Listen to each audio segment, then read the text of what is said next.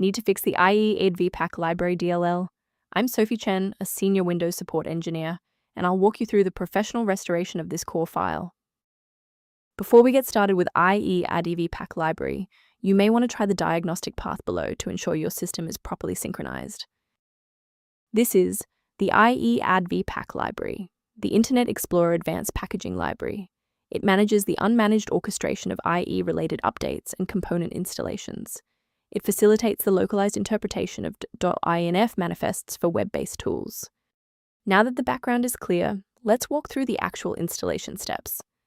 Since Ieadvpack Library DLL belongs to the Windows system core, manual replacement is not recommended. Instead, run sfc/scan now from an elevated command prompt to scan for corruption and restore your system's protected components.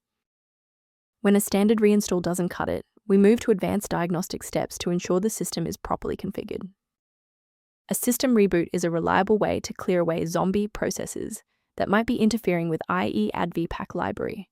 It's a low-impact step that ensures your operating system is starting with a synchronized environment. Before you restart, please bookmark this video or click the like button so that it's waiting for you in your library for the next step. I know it's frustrating if the restart didn't work, but don't worry.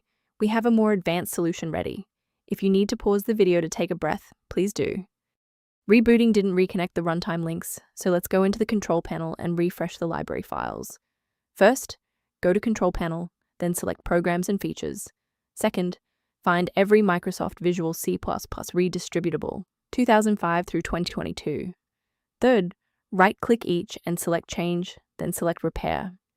If that fails, download the latest all-in-one VC++ redistributable package from Microsoft's website. Please note that for DLL files with numbers, the number tells you which version to repair. For example, 120 equals 2013.